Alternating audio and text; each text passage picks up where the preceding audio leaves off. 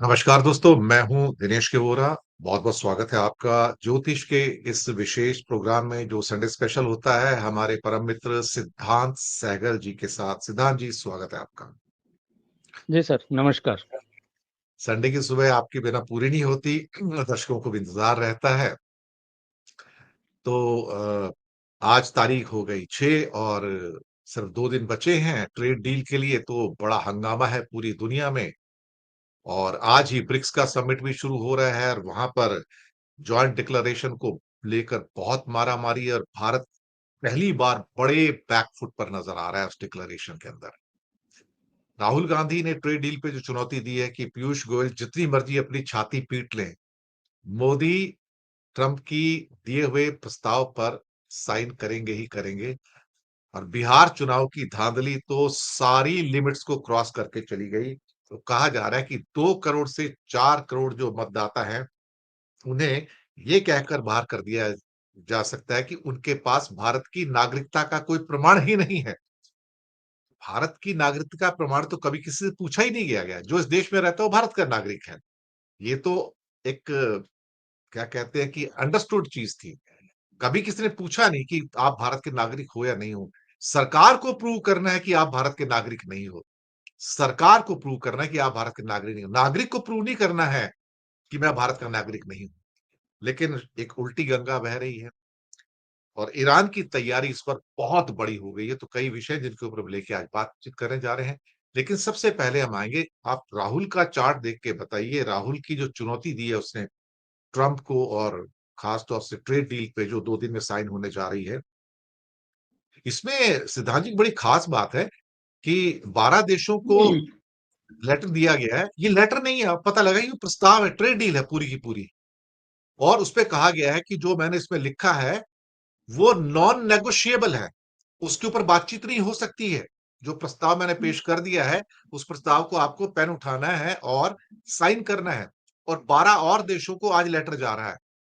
सोमवार को ये चिट्ठी खुलेगी, यानी कि कल सोमवार को, कि 12 देश कौन से और 12 और देश कौन से, उसकी भी चिट्ठी कल ही खुलेगी। ये तो ओपनली ब्लैकमेल भी है, धमकाना भी है और ट्रेड डील भेज दी गई है और लिख दिया नॉन नेगोशिएबल, कोई बातचीत नहीं, कोई जिरा नहीं, कोई टॉक नहीं, कुछ नहीं है। पेन उठाओ, साइन करो। ऐसा पहले कभी नहीं देखा। राहुल ने तो बोल दिया कि छाती पीट लो, जो मर्जी कर लो, मोदी साइन करेंगे। पीयूष गोयल तड़प गए, हमने भारत के हितों के साथ कभी समझौता नहीं किया। लेकिन कल परसों जब साइन हो जाएंगे तो वही पीयूष गोयल अपनी छाती पीटते नजर आएंगे। सर, ये मोदी की कुंडली आपके पास, राहुल की कुंडली आपके पास, भारत की कुंडली आपके पास, बीजेपी की कुंडली आपके पास। ये क्या सितारे हैं जो सरकार को घुटनों पे लाकर खड़ा कर रहे हैं और वो भारत के साथ समझौता कर रहे हैं। और राहुल का इसमें चार्ट बढ़ रहा है सर। सिद्धार्थ जी, पहला क्वेश्चन सीधा स्ट्रेट। जी सर। देखिए, राहुल गांधी जी 2027 अप्रैल तक अप्रतिरोध्य है और मोदी जी की जो स्थिति है, दोहराव वाली बात होगी, अच्छी नहीं है। अब वो सिग्नेचर करें या ना करें, उनके लिए एक तरफ कुआँ और एक तरफ खाई बनी हुई है इस वक़्त। इस वक़्त वो जो भी निर्णय लेंगे, वो निर्णय उनके खिलाफ ही जाएगा। आपको याद होगा मैंने कहा था 9 जून 2025 से भारतीय जनता पार्टी के बीच भी एक टकराव शुरू हो जाएगा और वो काफ़ी कई परतों और कई स्तरों पर शुरू हो चुका है। चूँकि आप समझ ही रहे हैं कि भारतीय जनता पार्टी के बारे में विशेष समाचार आते नहीं हैं। क्यों नहीं आते हैं, ये बिल्कुल अंडरस्टूड है। लेकिन बहुत सी बातें हैं, जो जनता की नज़र में दबाई जाती है, लेकिन फिर भी उभर के आ ही जाती है। भागवत जी का दिल्ली जाके डेरा डालना, अध्यक्ष पद इत्यादि को लेकर और मोदी जी का बाहर चले जाना। ये राजनीति की थोड़ी समझ रखने वाला भी समझता है कि ये सब यूँ ही नहीं होता है। और बिहार वाले पैटर्न पे देखिए तो ख़ैर बिहार पे बाद में बात करते हैं। इस वक़्त जो स्थिति है, 4 कुंडलियों का आपने उल्लेख किया है, चारों की। एक, राहुल गांधी अप्रतिरोध्य हैं अप्रैल, मई 2027 तक। ऐसा नहीं है कि उसके बाद भी समय उनका बहुत खराब है, लेकिन इस वक़्त अप्रतिरोध्य हैं। और वो 2027 का जो राहुल गांधी जी का समय है विपक्ष के नेता के तौर पे, और वहाँ पर एक परिवर्तन हो रहा है, यानी उनकी चेयर जाने का एक इंडिकेशन दिखता है, तो वही एक ऐसा बिंदु है जिस पे मैंने मध्यावधि चुनाव का फलादेश किया हुआ है कि उस वक़्त ऐसी स्थिति बन सकती है। यानी मध्यावधि चुनाव बनेगा तो राहुल गांधी ऑटोमैटिकली नेता विपक्ष नहीं रह जाएँगे। तो वो एक समय ऐसा है। मोदी जी का समय गोचररत स्थिति भी अच्छी नहीं है, सामने दिख रही है, अब फलादेश की कोई ज़रूरत नहीं है। जो नहीं मानते हैं, जो बिल्कुल भक्त हैं, वो नहीं मानेंगे। भक्त वत्सलों को मनाना ज़रूरी भी नहीं है, वो अपने रास्ते पे चलते रहें। जो हकीकत है, वो मैं बता रहा हूँ। केतु अ, वृश्चिक राशि के दशम में आया है और केतु जब से वृश्चिक राशि के दशम भाव में आया है, तब से और ज़्यादा इनकी कुर्सी को खतरा बढ़ गया है। बढ़ गया खतरा तो ये देखिए, एक चर्चा तो बिल्कुल आम है कि 75 वर्ष की उम्र पूरी होगी तो इनको गद्दी छोड़नी पड़ेगी। ये बिल्कुल आम चर्चा में बदल चुकी है अभी। एंटीसिपेशन होता जा रहा है। तो दबाव तो बढ़ रहा है। केतु दशम में है। ज्योतिष सीखने, समझने और ज्योतिष में इंटरेस्ट रखने वाले मित्रों के लिए मैं ये बात बताने जा रहा हूँ कि केतु जन्म कुंडली में भी और गोचर में भी जिस भाव में जाते हैं, उस भाव के फलों से काट देते हैं जातक को। केतु डिटैचमेंट करवाता है उस भाव से। पंचम में हो तो प्रेम छूटता है, सप्तम में हो तो दाम्पत्य जीवन खराब होता है, नवम में हो तो धर्म से या धर्म की अध्यात्म की उस गति को पकड़ लेता है जहां किसी से उसको कोई लेना देना नहीं है। दसम में वो गद्दी या राज सत्ता से तोड़ेगा। एकादश में हो तो प्राप्ति में देर करवाएगा। इस तरीके से केतु का जो रोल है हर भाव में डिटैचमेंट करवाने का है। तो केतु दशम में इस वक्त 18 महीनों के लिए आया है, तो जिसमें 3-4 महीने, 3 महीने मान लीजिए निकल गए, तो 15 महीने केतु अभी और बैठा हुआ है, जो वृश्चिक राशि के जातकों के लिए अच्छा नहीं है। और ध्यान रहे, वृश्चिक राशि नीतीश कुमार जी की भी है। हुँ। नीतीश कुमार जी की भी वृश्चिक राशि है। भारतवर्ष की भी वृश्चिक राशि है। नहीं, भारतवर्ष की कर्क राशि है। पार्टी की, बीजेपी पार्टी की वृश्चिक राशि है। तो सत्ता से कटने के योग केतु की वजह से भी बने हुए हैं, भाजपा के, मोदी जी के भी।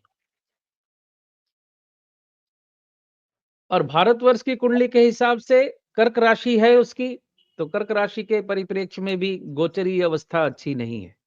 अष्टम में राहु गोचर कर रहे हैं। इतने दिन तक शनि थे और शनि अष्टम से निकलकर मीन में गए, तो मीन से राहु आ गए कुंभ राशि में। तो कर्क राशि वापस फिर उसी स्थिति को प्राप्त हो गई जो पिछले 2.5-3 साल से थी। यानी स्थिति अच्छी नहीं है कर्क राशि के परिप्रेक्ष्य में। अगला 1 वर्ष भारतवर्ष में काफ़ी उथल-पुथल मचाने वाला है। कम से कम और 12-14 महीने काफ़ी उथल-पुथल वाले हैं और स्थिति बहुत अच्छी नहीं है। और आपने वो साइन वाली बात की, तो वहाँ मोदी जी के लिए दोनों तरफ गड्ढे हैं। इधर जाएँगे तो खाई, उधर जाएँगे तो कुआँ वाली स्थिति है। अब साइन कर देंगे तो राहुल गांधी जी की बात साबित हो जाएगी और साइन नहीं करेंगे तो फिर अमेरिका और कुपित हो जाएगा। लेकिन आपके पास तो अमेरिका की कुंडलियाँ भी हैं और ट्रम्प की कुंडलियाँ भी हैं और जो हालात मतलब जो वियतनाम के साथ जो समझौता किया कि अमेरिका के गुड्स वियतनाम में आएँगे तो 0% ड्यूटी, वियतनाम के गुड्स अमेरिका जाएँगे तो 20% ड्यूटी। तो वहाँ तो उसको फँसा दिया, वो एक प्लेट बना दिया, एक मॉडल बना दिया कि ये मॉडल तुमको दे दिया है। और जो शब्द यूज़ किए उन्होंने अपने लेटर्स में वो कहा है कि जो डील आपको भेजी गई है, प्रस्ताव भेजा गया है, नॉन नेगोशिएबल है, उसपे कोई बात नहीं होगी, पेन उठाओ और साइन करो। कितनों की इतनी हिम्मत पड़ेगी जो उसको पेन उठा के साइन ना करें, ये दिक्कत है। तो इंडिया उतनी मोदी के चार्ट में क्या मोदी के चार्ट में इतनी हिम्मत है उसके अंदर कि उसको अपोज़ कर सके सर? नहीं लगता है। इस वक़्त नहीं लगता है। मोदी जी की चार्ट में हिम्मत तो है, लेकिन वो समय गुज़र गया है उनका हिम्मत वाला। 2022 तक उनकी जितनी भी दशा अंतर्दशाएँ थी, बहुत स्ट्रॉन्ग थी। अब नहीं है। क्योंकि मैं ये बात अक्सर कहता हूँ और विपक्षी मुझ पे गुस्सा हो जाते हैं जब मैं कहता हूँ कि मोदी जी की कुंडली बहुत मजबूत है। भारतवर्ष में इस वक़्त के राजनेताओं में मोदी जी जैसी कुंडली किसी की मजबूत नहीं है। लेकिन इस वक़्त ये वक़्त उनके लिए अच्छा नहीं है, क्योंकि वक़्त हमेशा एक जैसा रहता नहीं है, दशा अंतर्दशा में बदलता है। तो वो इस वक़्त वो वक़्त के फेर में पड़े हैं।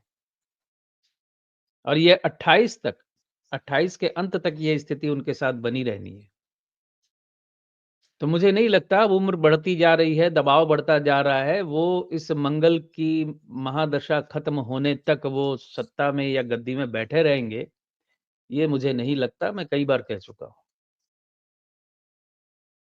और फिर कुछ लोग गुस्सा होते हैं, मैं दोहराता हूँ, तो मैं तो ये बात 2022 से कह रहा हूँ। अभी 24-25 में तो अब बहुत लोग बोलने लगे, बहुत ज्योतिषी बोलने लगे, अब मैं चुप हो गया हूँ, मैं नहीं बोलता ज़्यादा। सर बोलिए। जी।